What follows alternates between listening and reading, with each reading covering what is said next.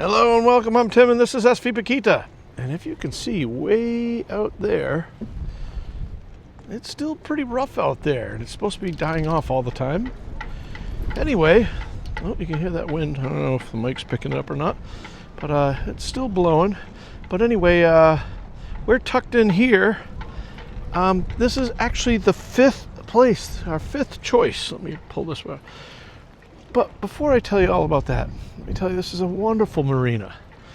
And the idea of us keeping Paquita, even for a night, let alone 2 nights, in Mallorca is ridiculous. For instance, there's a place in Palma, right around the corner, that wanted 789 euros a night for this boat. Way too much. So why did we come here? And spoiler alert, we didn't pay 789 euros. But there's Bob, Chrysalida, and Lilo. Look at Lilo on her back. Okay. She says pass the other stuff. So Bob and I just got back from grub shopping, and it was so nice to be back in Spain. The essentials. Yes. It's important to hydrate in a tropical climate. But being back in Spain has been wonderful if for no other reason than the supermarkets are great and they're like half the price of everything, it seems, compared to what I guess I never noticed before, but everything seems a lot cheaper than and everywhere else. And we're in the Balearics nonetheless, where this is like the most expensive part of Spain. And she's gonna need those 2 bottles of vermouth too. See these bottles of vermouth? I think they were $2.40 a euro, 2.4 euros a bottle. so that's like what, $3? $3 a bottle, something like that, and it's fine. Anyway, So before we talk about that, Bob, you and I have some catching up to do. The last message I gave them, we were en route coming this way. I was probably asleep. Yes, and so what happened was, I was talking to you while we're underway and we're rolling around. Later, after we had our dinner, we caught, I think I told you, we caught mahi-mahi. Oh, delicious. Look at that. Amor, see these? These are 3 baguettes. Fresh. 3 fresh baguettes for 0.99 euros. So for about $1.20, you get 3 of these awesome baguettes. Where I was telling Bob, you're paying almost 3 for 1 in the U.S. and it doesn't taste anything like this. Anyway, so we had that wonderful meal in the mahi-mahi, but the part of the story I didn't tell you about, and Bob, as you are my witness, we haven't even talked about this yet. I'm gonna start the story and he'll finish it. We're eating this mahi, and it was cooked. I'm so proud of myself. I cooked it perfectly. Remember, it's really rolly. It's really rolly. We're down below eating, the boat's on off. And many of you were concerned the last time because I had my back facing outward. So we're in the middle of nowhere. You can see there's no lights around us. There's nothing around us. We also have the radar on with the radar alarm and the AIS on with the AIS alarm. So when we take a look around, and we're only doing 6 or 7 knots, so when we look around, even if we see a boat, it's going to be a long time before it even shows up, and then it will probably, before we see it, it'll probably get hit on one of our alarms. So don't worry about, I don't sit here all the time. I did that for the video, and even if I am sitting here, I'll turn up and look every once in a while. But we go down, we've cooked dinner now, called Bob down from watching the helm. We sit down and we're eating dinner and it's wonderful. The side dishes were great. The fish was fantastic. And then all of a sudden we heard a sound. Fucking reel is going crazy. That reel took off. Oh, it's down below now. It took off like, it didn't even sound like a reel because it was such a high-pitched scream. It was wee! So we go flying up here. Chrysalita's holding on to all the dishes because the boat's rolling around so much.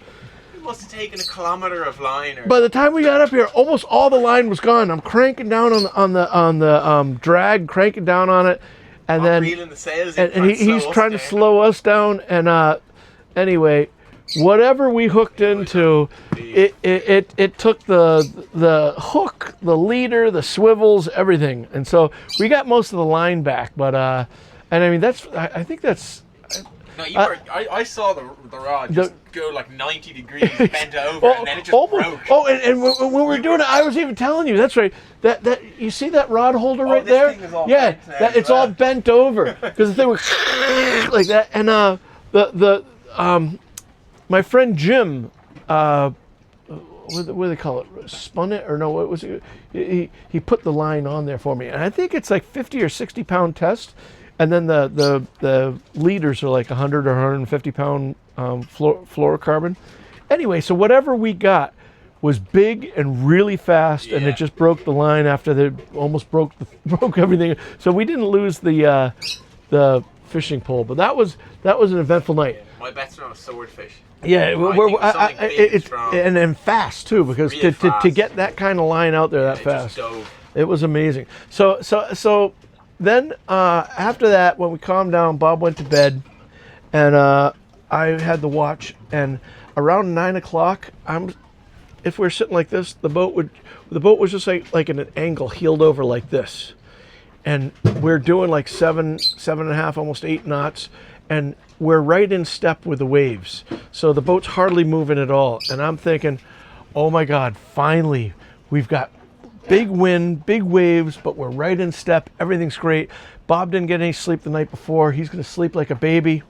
Well, that was good. Then around 11 o'clock, the wind shift came, and it started getting shitty. And it started getting worse and worse. By 12 o'clock, Bob was up. I gave him the watch. And what do you have to report on that watch? I didn't see anything. It didn't see a thing. No boats. Didn't see a single boat. They were all smarter than we are. Thank God the autopilot was working. Yeah, that autopilot it worked great. Exactly. Yeah, it worked overtime. Never tripped out once. Yeah, we were doing. What did we do? 13.2 knots. Yeah, we did. So the next morning, Bob's like, "We're really going." There's a thing I can go in and show you what you did the night before, and the highest speed that.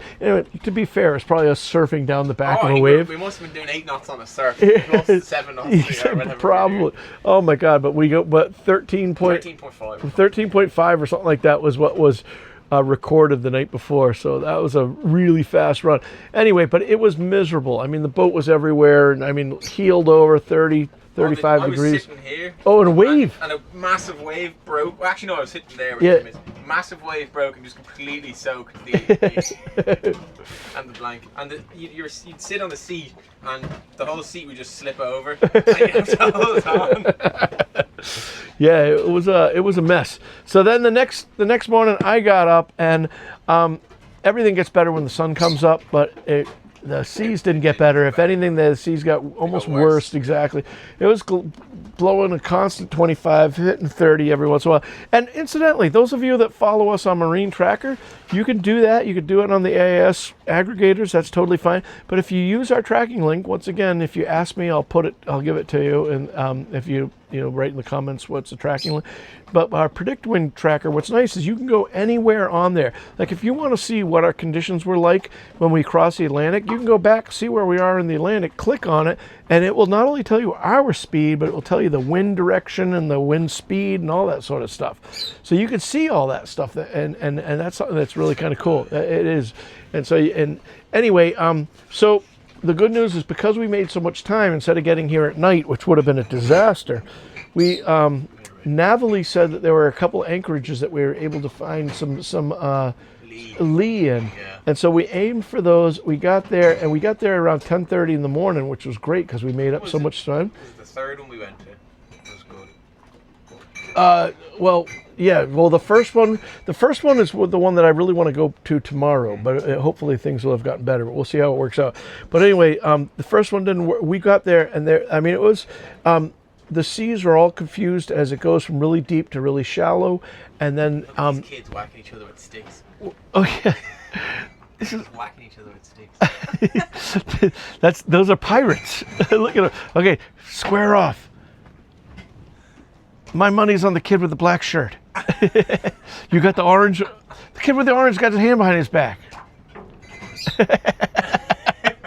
So this is I guess what Spaniards do. They don't always drink. Sometimes they fight. Mallorcans, yeah. So anyway, we went there, and it was a good 5 or 6 foot in the spot that we wanted to go to. And it was totally, it was just it would look like a hot tub because it's all rock around there. It's all white water and it was all nasty. Went to the second place. We didn't even pull into the second place. Went to the third place. We were able to get in, and then we had to turn around and get out because there was no place. And I think the fourth. We tried. It was fine. We tried to anchor. Remember? Was that the third place? I thought that was the fourth or fifth. Yeah, we went to one place and we tried to anchor. It was a place that didn't. It wasn't really an anchorage, but it was so rough, and I knew nobody was coming or going. We just needed to get some sleep and get out of it for a while. And I think what my theory is that they had like rock, like ledge on the bottom. Yeah. Oh, remember the first place? And we set the anchor twice. Oh yeah, no, I forgot about that. That's right. Yeah, that's right. He's right. He's right. The first place we tried to anchor, and then as it wasn't setting, it was just as well because I forgot that we're in Spain now. So I used my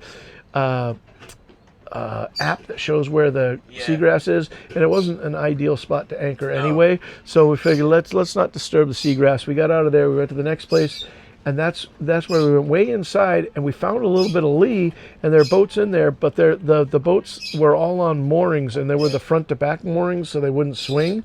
So we tried to anchor right in the middle, and I think that there's ledge with a little bit of sand on top of it, so the anchor just slides on that sand.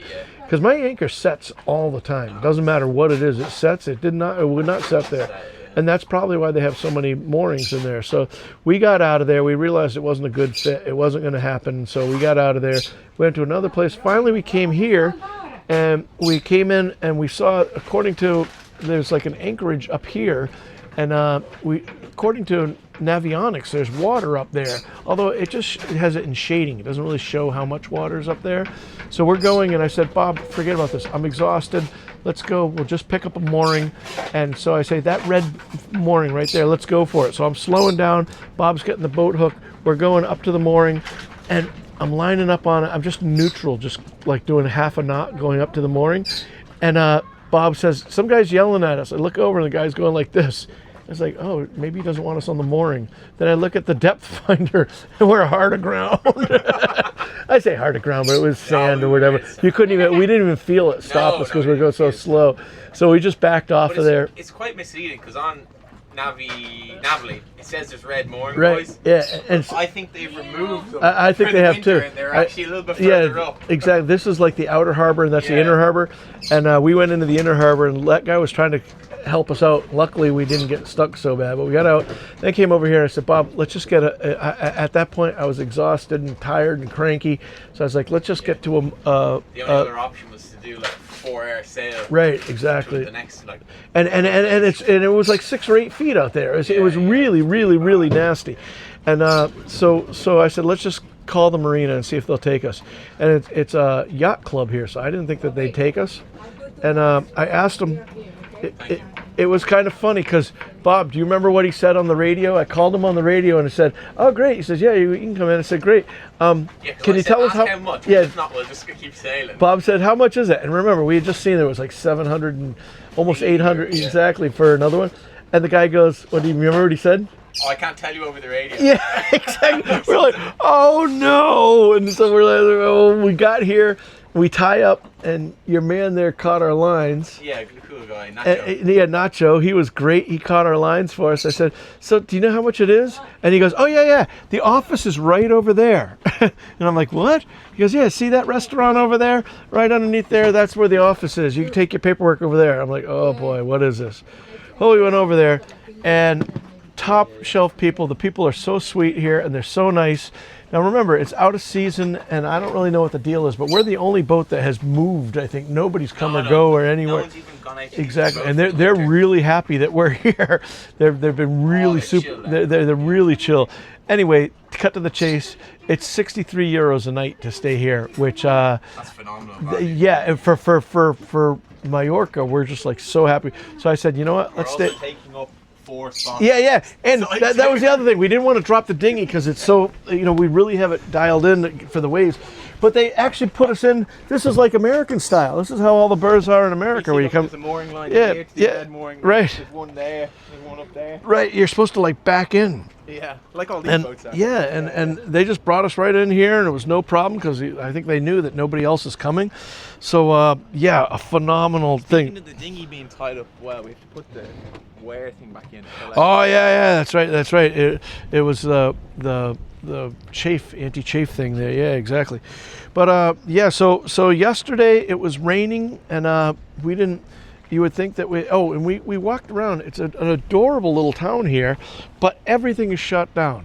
It says supermarket, there's grocery stores, there's everything. Everything is shut down. Restaurants are shut down. There's a couple bars that are open for the locals, and that's about it. Hardly anything. One restaurant slash bar. One restaurant slash bar. That's Yeah. it, exactly. And so, but it's adorable, and apparently they're saying it's all mayhem here in the summer. It looks like there's a lot of Germans. All the boats have German flags on them. And so I think there's a lot of German people that come here. Anyway, it's beautiful, and it's really cool that we're here, and we're loving it. So this first time, Bob and I hadn't gotten a lot of sleep since we left Malta. So so we tied up, and what did we have for dinner last night? Oh yeah, we had chicken. Yeah, that's right. I made chicken. And gravy, yeah. Chryssalita got mad at me because I put the gravy on her rice. She does not like that. I know. She wants it clean. So anyway, Food now, though. yeah, at 6 o'clock last night, I called it quits. Said, Bob, I'd love to watch a movie with you, but I'm going to bed. And he said he went to bed as well, and I didn't wake up until 6 this morning. So we got 12 hours, 13 hours of sleep. And then after that, Bob and I went and we walked all the way. What was it, probably 30, 40-minute walk, something like that? The marina said it was a 15-minute walk. Yeah, he must be he's going to be a fast walker. It was a 45-minute Yeah, walk. you and I took 45 minutes to get there. And then we got tons and tons and tons of food. Before we hang up here, Bob, come in here and see if you can help me out. We also got 2 faulty cans of Coca-Cola Chryssalita just found there. What? They're hissing. Oh no! Yeah. Oh no! We got too excited. Well, maybe that's why it's so cheap. But anyway, we got a great deal. Went to a wonderful supermarket. But for main meals, we got 2 legs of lamb to put on the grill. We've got 2 chickens. I like doing the spatchcock chicken, but I don't know that I'm going to be able to find a turkey, especially one that will be. I need a very small turkey or a very big chicken for Thanksgiving that's coming up, because Bob hasn't had Thanksgiving. I don't know how I'm going to do it without cranberry sauce, but we're going to do our best. So we got 2 full chickens. Then we got 2 bags of frozen wings. They're not prepared; they're just the wings. Yeah. And we do a lot of them on there. So then we got a bag of leg quarters. We've got the boneless, skinless thighs. We got swordfish, 3 swordfish steaks for the 3 of us. We've got ground meat. Oh yeah, we got. I call it mincemeat. Yeah, we got 2 things of hamburger. Burgers. Yep. We got sausage. Sausage. We got pizzas. Yeah, but we also got shrimp. We got 2 bags of shrimp. We got meat. I just can't. We got a thing of clams. Those little clams for the clams and pasta. They have these little teeny little clams here that are just so cool. I've always wanted to cook them myself, so now I got that. I got to get some. I'm not a big fan of white wine, but if I do this, I got to do this sauce with a white wine. So maybe we'll get some white wine for that. Do that. But we got way more stuff. Yeah. Throwing a blank here. Yeah. Well, what else? We got 4 ribs. You know, Yes, the yeah, 4 ribs. sides of ribs there. We got and we got chicharrones, the pork belly. Oh yeah. We got 2 things of pork belly exactly. Yeah. We got so much stuff, and then of course we got 5 kilos of flour, and he got 4 cases of beer. we got juices and sodas. I got my sugar-free Fanta Limon that I love so much. Make my margaritas with him. But we got a ton. We got hot dogs. Hot dogs. We got so much stuff, and granted, we paid a lot. Cilantro. Oh, we got the first place in the Med that we found fresh cilantro. They had cilantro here. Couldn't believe it. My life. Exactly. What do you call? Oh, you call it It's called. Anyway, we got so much stuff, and all of this stuff. It was an €8 taxi to get back to us, and he brought it right here to the boat, so that was cool. Coriander. Coriander is what you guys call it. Yeah. Do you guys call it coriander or do you call it cilantro? Write it in the comment. Let me know and where you're from. Anyway, yeah, and then all of that. I mean, just bag. It was literally two what we would call shopping carts. You would call trolleys. Trolleys, right? yeah. 2 trolleys, overfilled with stuff. 2 bags of charcoal. We got tons of bread and just hundreds of chips and snacks and peanuts and snacks. corn. They had these Spanish corn A few beer nuts things. different types of fries. Oh, exactly. Oh, and then we got chorizo too. We got so much stuff, and it was 400 euros. And you say that's a lot of money. Well, you're talking about over a month's worth of meals, Yeah. and one meal out is like 100 euros. You know, so we saved a bunch of money. Including beer. Yeah, food, exactly. We got it all, and vermouth and everything else. The only thing I didn't get here was wine, and that's only because I need to drink some more. We have some. I've been saving my wine on board, and we need to get rid of And they that didn't have a wine. good selection there anyway. And yeah, and Spain. Chrisalita told me that we needed more garlic, which means we're probably down to about 5 or 6 heads of garlic. 6 full cloves. Yeah. Not cloves, heads. Yeah. Yeah, 6 of them, which is like 3 days worth. We use so much garlic on here. But anyway, garlic and Rioja is something we can find all over Spain. Anyway, this has gone on long enough. We're having a ball. We did our shopping. Chrisalita's put it all away. I think I don't think we're going to relax. Freezer is full. Freezer is full. I think we're going to have tuna tonight, and I might even do a tuna video because Bob's mother and father Yeah. joined us in Cagliari? Cagliari. Cagliari, yeah. Calligraphy, as we call it. Calligraphy. They were vacationing there or on holiday, and they stopped by the boat when we had some fresh tuna, and we cooked it up. And Bob's mother has been saying how great it is, and She says so she tried to do it at home, but it's just not as good without the Kamado Joe. So- Maybe it's just Tim's cooking. so I got 3 steaks of that. I'm going to chunk it up because I think it's better in chunks than it Oh, is yeah, in it's pieces. really good in chunks, Yeah, yeah. so we'll chunk it up and I'll marinate that this afternoon. We'll put it on there and I'll make a video for you. But anyway, in the meantime, thank you so much for watching. Thank you so much for subscribing. Thank you for those of you that have hit the super thanks button. And thank you to the patrons. I'll leave a link in below. You guys take care, be safe, and as always, See you on the one. see you on the one.